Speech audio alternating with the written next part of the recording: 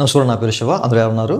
Friends, ఇవాళ వీడియోలో PF ఖాతాదారులకి మరొక ఇంపార్టెంట్ విషయాన్ని అయితే నేను చెప్పబోతున్నాను అనమాట. ఇది వీడియోకి వెళ్ళే ముందు ఇలాంటి విషయాలు మీరు మరింత తెలుసుకోవడం కింద సబ్స్క్రైబ్ బటన్ మీద ట్యాప్ చేసి మన సబ్స్క్రైబ్ చేసి పక్కనే ఉన్న బెల్ బటన్ని యాక్టివేట్ చేయండి, అని అంట లైక్ చేయండి.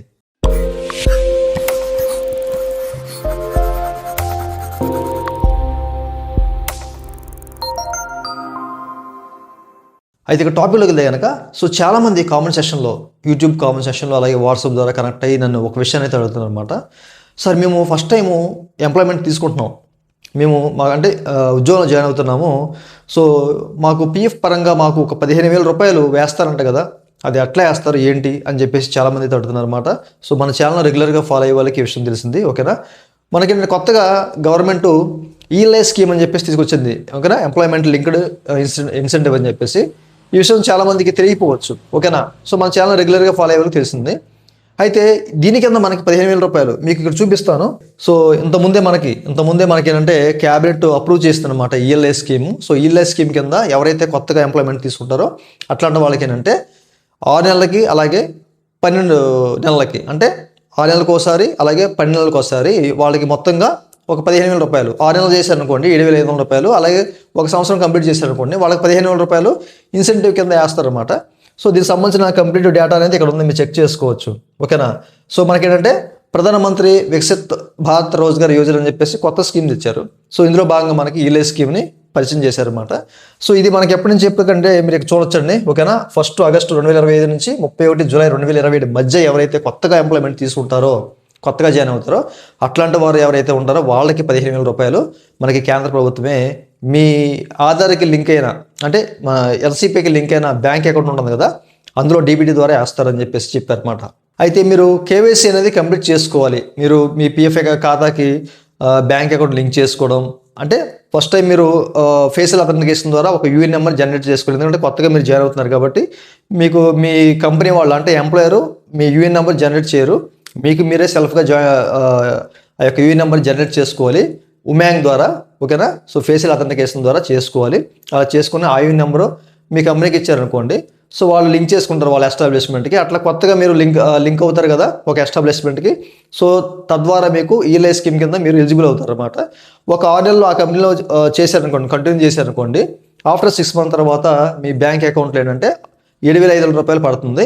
అండ్ ఆఫ్టర్ 6 మంత్ అంటే కంప్లీట్గా ఒక 12 మంత్స్ చేశారనుకోండి 15,000 రూపాయలు మీ యొక్క బ్యాంక్ ఖాతాలో పడుతుంది అనమాట. ఈ విషయాన్ని గమనించాలి. ఈ విధంగా ఆటోమేటిక్గా గవర్నమెంటే మీ యొక్క బ్యాంక్ ఖాతాలో, ఓకేనా, ఎన్సీపీకి లింక్ అయిన బ్యాంక్ ఖాతా ఏది ఉందో అందులో మీకు అమౌంట్ వేస్తుందని చెప్పేసి లాస్ట్ టైం మీకు చెప్పారు, ఓకేనా. మీరు కనుక అట్లాంటి వాళ్ళైతే తప్పనిసరిగా ఈ విషయాన్ని తెలుసుకోండి. సో 10 మందికి చెప్పండి ఈ విషయం, ఓకేనా. చాలామంది అడుగుతున్నారు. అయితే మీరు ఇక్కడ చెక్ చేసుకోవచ్చండి. ఫస్ట్ టైం మీరు యూఎన్ జనరేట్ చేసుకుంటారు కదా, సో జనరేట్ చేసుకున్నప్పుడు మీకు ఒక మెసేజ్ వస్తుంది ఈ విధంగా. సో మీరు ఇక్కడ చూడొచ్చు, ఓకేనా. ఇక్కడ congratulation on your new job, continue in this job for 6 months to get the incentive up to 7,500 rupees అనమాట, ఓకేనా. 7,500 రూపాయలు మీ యొక్క బ్యాంక్ ఖాతాలో పడుతుంది అనమాట.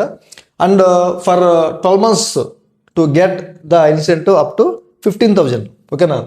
6 నెలలకి అయితే 7,500, అలాగే 12 నెలలకి ఆఫ్టర్ మళ్ళీ 6 months తర్వాత 15,000 రూపాయలు మీ యొక్క బ్యాంక్ ఖాతాలో పడుతుందని చెప్పేసి, అంటే టోటల్గా 15,000 రూపాయలు మీకు ఇన్సెంటివ్ కింద వేస్తారు. ఇది మీకే కాదు, ఎంప్లాయర్కి కూడా వాళ్ళకి వేరే ఉంది, ఓకేనా. సో ఎవరైతే కొత్తగా జాయిన్ అవుతారో అట్లాంటి వాళ్ళకి ప్రధానమంత్రి వికసిత్ భారత్ రోజ్గార్ యోజన. సో ఈ రోజ్గార్ యోజన కింద సో మీ యొక్క ఖాతాలో ఈ యొక్క 15,000 రూపాయలు వేస్తారు, ఓకేనా. ఈ విషయాన్ని గమనించాలి.